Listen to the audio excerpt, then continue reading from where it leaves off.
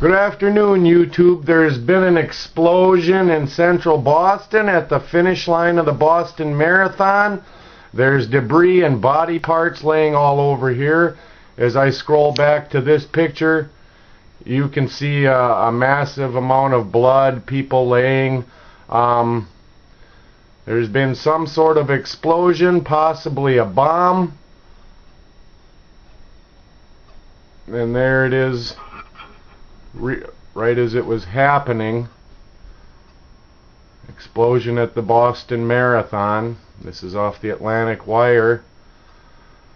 Reuters is reporting that the headquarters at the Boston Marathon may have been knocked down after an explosion was reported near the finish line Monday afternoon. Here's the Twitter image of the current scene. And of course that one's a little sideways. But that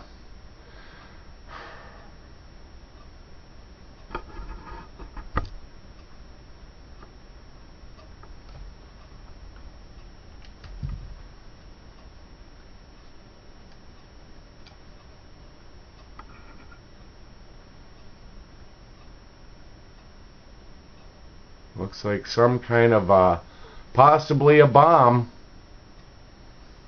Let's see what some comments are saying here quick. There isn't any comments.